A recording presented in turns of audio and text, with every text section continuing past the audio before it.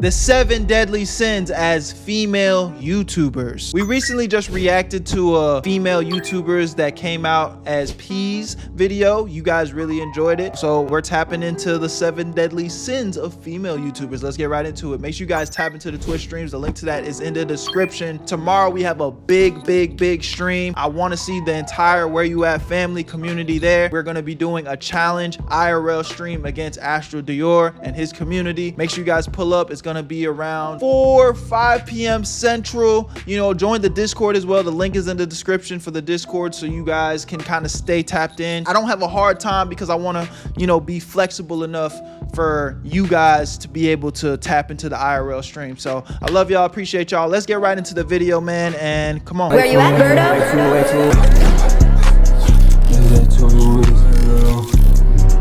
I made this shit look sweet.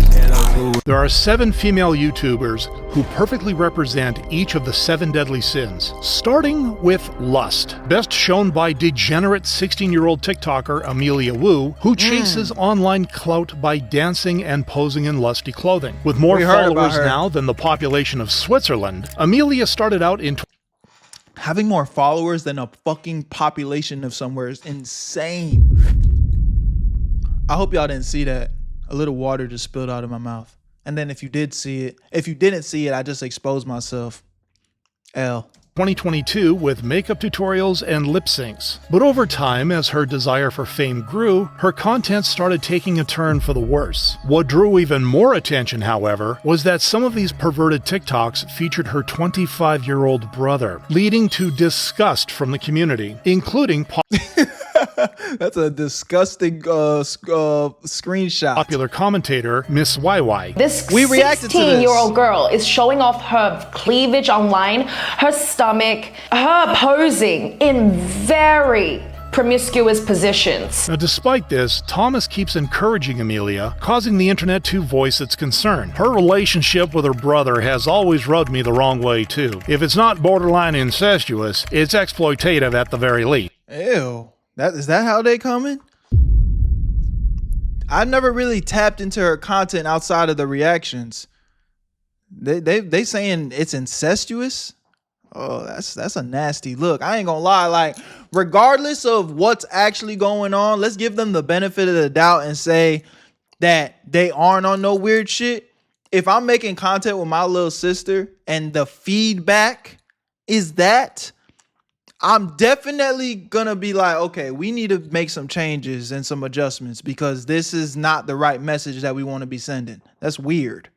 Raising concerns about his influence on the teenager. This is not how a happy and healthy 16-year-old girl behaves, right? Don't be fooled by the smiles and the dance moves and the quirkiness and the trendiness online. Look deeper than that. But the criticism hasn't held Amelia back as she continues pumping out depraved TikToks with her brother. Their lust for online fame, however, pales in comparison to the gluttony of Ashley Barnes, a 17-year-old TikToker whose reckless and obsessive sexual acts were brutally exposed by a fellow influencer. More of those things, more shots, 2 things of sex, like handcuffs, and then she has pheromone spray. That's what she kept spraying all day. Before her depraved actions became public knowledge, Ashley looked like just another teenage influencer sharing life advice with her 2.5 million followers. But this image would fall apart in July of 2025. She still has braces on, gang. When a few of her former friends came forward with a disturbing story about her while she was making content in LA. We were the closest people to Ashley,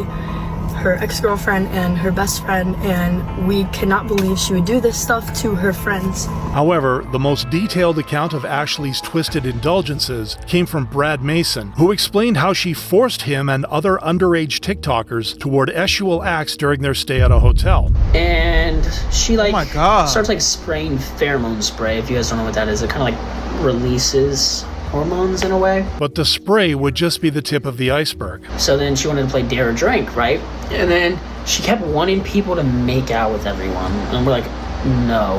Now, despite these protests, where are they? I can just always be asking myself, where are these people's parents, gang? They're way too young to just be doing all this shit without the parents not just seemingly never around.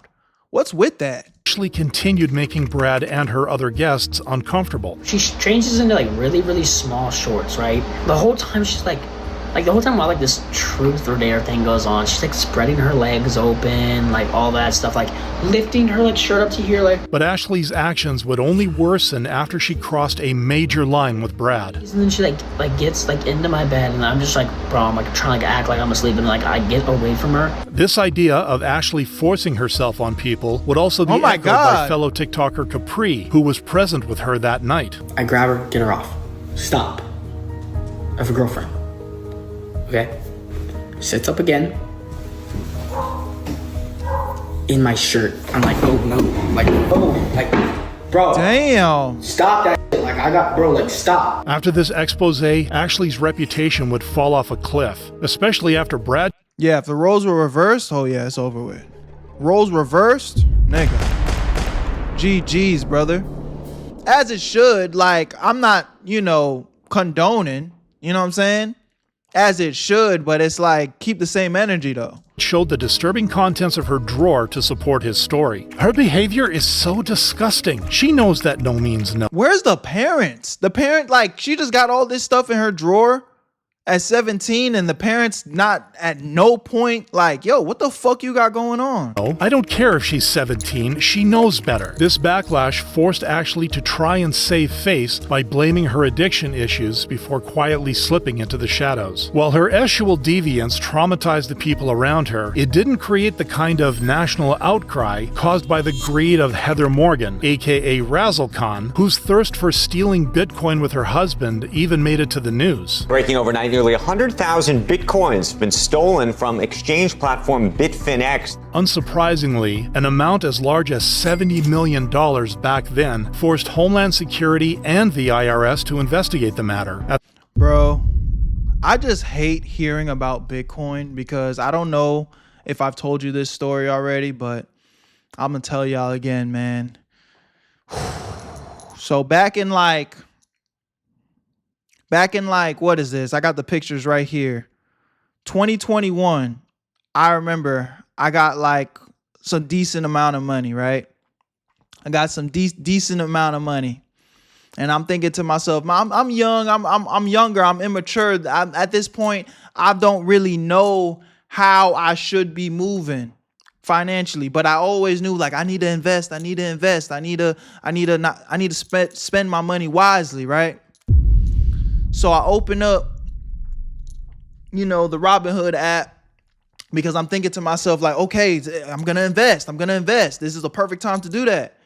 And I bought a Bitcoin, gang. I bought an entire Bitcoin. I have the evidence right here. I bought an entire Bitcoin for only $5,000, y'all. Look at this. I had an entire Bitcoin. Oh, wait, this is Dogecoin. Sorry, wait. That's the wrong screenshot.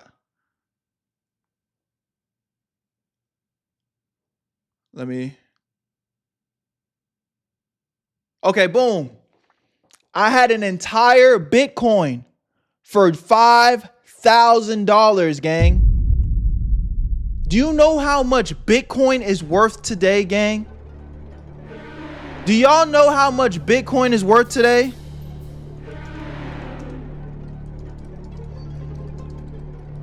Bro, Bitcoin is worth $100,000+.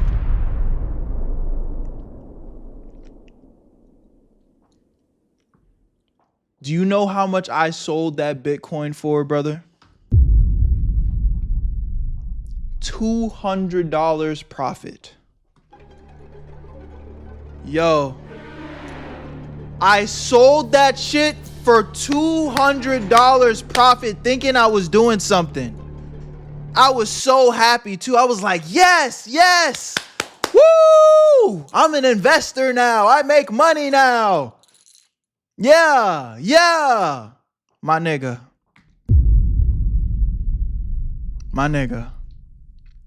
That's probably, if I have taken L's in life, that single-handedly probably is the dumbest thing I've ever done, bro. Probably the dumbest thing I've ever done, gang. Like, I cannot make this shit up, yo. I had a whole Bitcoin for just under 5 G's. Look at that. I bought that bitch. I sold my shit for $200. And yeah, obviously I've grown from the situation. I'm older now. I know how to invest way better, blah, blah, blah. But GG's, gang, GG's. It was just such a dumb thing. At the time, they had no luck, only later discovering that Heather and her husband had moved their stolen Bitcoin to the dark web, refusing to spend any of it in case it tipped them off. After a year of not touching it, the couple laundered the money through thousands of wallet transfers and fake identities. But with the value of crypto reaching new heights in 2017, even the Bitcoin bandits weren't prepared for their Bitcoin becoming worth $4.5 billion, making it the biggest heist ever in US history. Fortunately for the government, Heather, in the middle of this billion-dollar operation, decided to expand her social media presence using the stolen funds. This is the problem with these fucking robbers, though. They always feel like they need to flex. Like, gang, if you're gonna be a thief, fine. But keep it on the low. You stole that money. You do not want a high-profile life. Never been much for romance. The bitch started rapping? Do my jerk-off dance. What in the end, fuck? though, it wasn't the terrible music that led to their downfall, but a single online purchase that the FBI traced to their Bitcoin accounts and home address in 2022. After getting arrested, Heather would be hit with an 18-month prison sentence, temporarily pausing her social media dream. Wait, hold up. She only got 18 months for stealing almost $4 billion?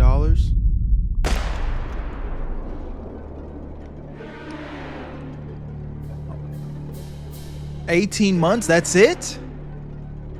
A year and some change. Gang, I'm about to start stealing Bitcoin. What? What?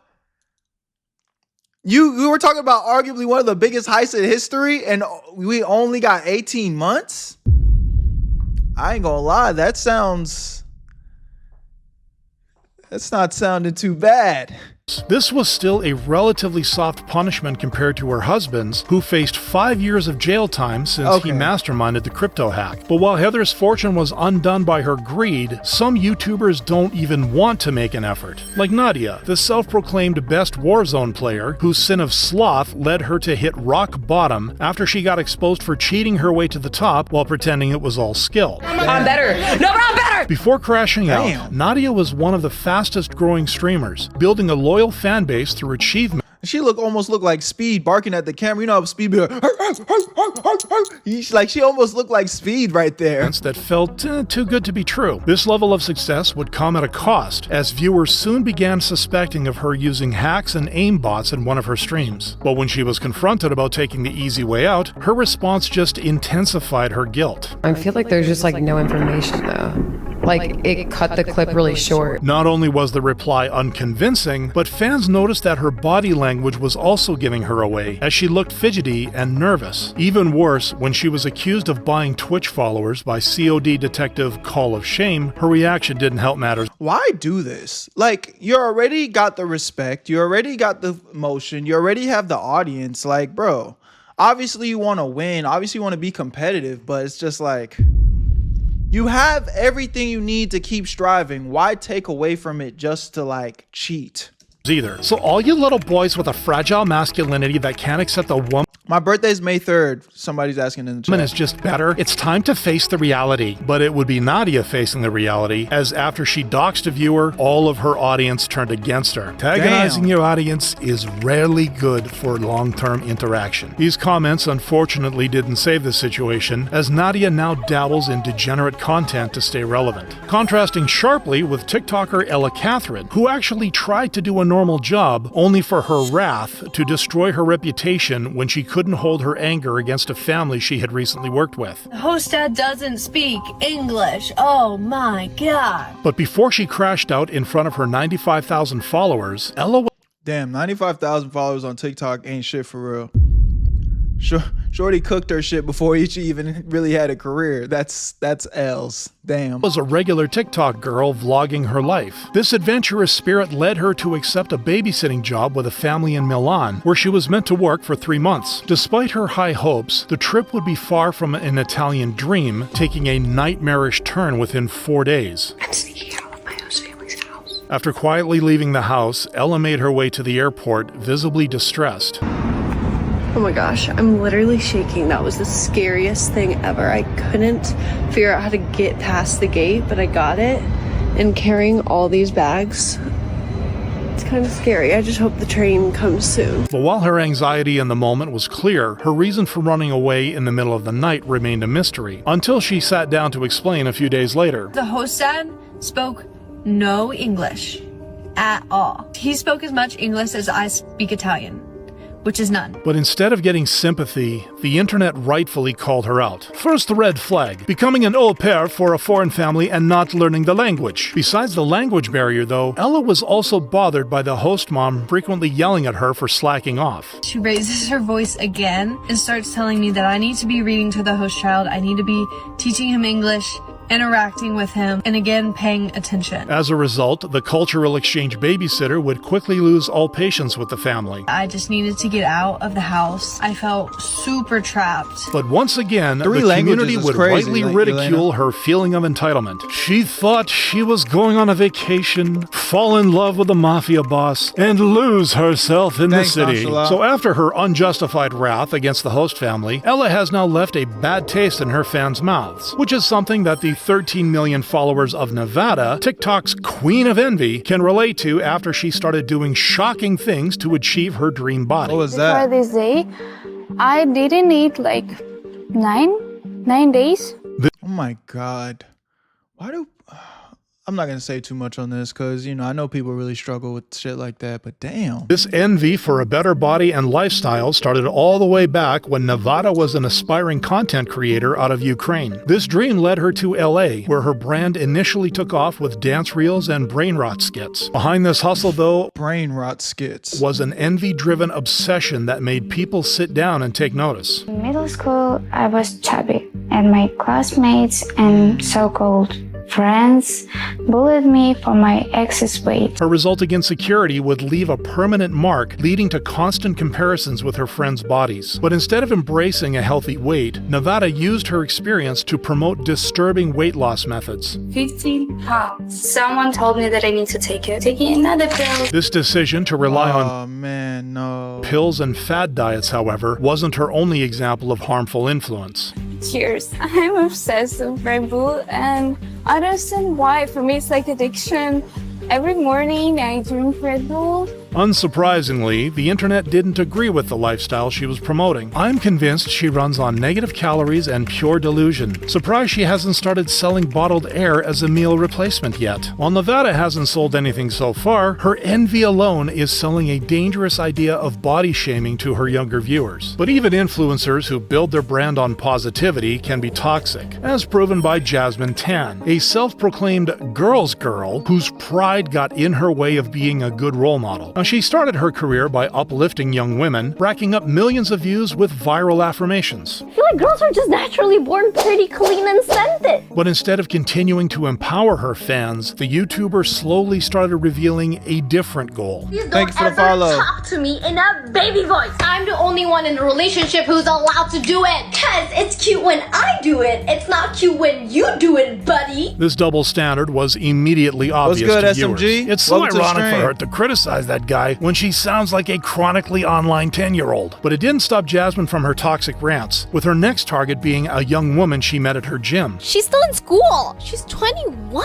Why does she look like a mother of two who responsibly files her goddamn taxes? The way she uses moms as a way to call someone ugly is actually crazy. Having this is a little cringy kid shit though. Kids doesn't make a woman ugly. Instead of apologizing, Jasmine responded to the criticism in her own problematic way. But this has only accelerated her decline, with her views taking a big hit in recent months. It's crazy. That's still a lot of fucking views though. Making Jasmine yet another female content creator whose sin ruined her career. Word. Hey, that's some unemployed news, but was entertaining nonetheless. Y'all let me know what y'all think about this in the comment section, man. At the end of the day, you know, we all make mistakes. And sometimes when I see stuff like this from content creators, you know, I don't sympathize with bullshit, but at the same time, I think there's a lot of pressure on content creators, especially like that girl that was struggling with like the food shit. I mean, again, I'm not going to co-sign promoting negativity and bad habits. Obviously not. But, you know, I think when it comes to content creators, sometimes these guys be making mistakes in front of everybody. And then, you know, it does suck when you have the entire world judging you and then, you know, you're kind of fucked, you know. But at the end of the day, I'm not excusing their bad behaviors. I'm just, you know, offering a different perspective. But I love y'all. Appreciate y'all. Y'all let me know what y'all think. Did you guys know about any of these situations? Tap into the Twitch streams. I need to see y'all on Twitch, bro. We got the big stream tomorrow on Tuesday. What date? September 2nd. So if you're watching this after September 2nd, the stream would have already happened. You still want to tap into the stream because, you know, we're always doing dope stuff. But I love y'all. Appreciate y'all. My name's Berto. Where you at, family? You know where to find me. Peace. Where you at, Berto? I made this shit look too easy.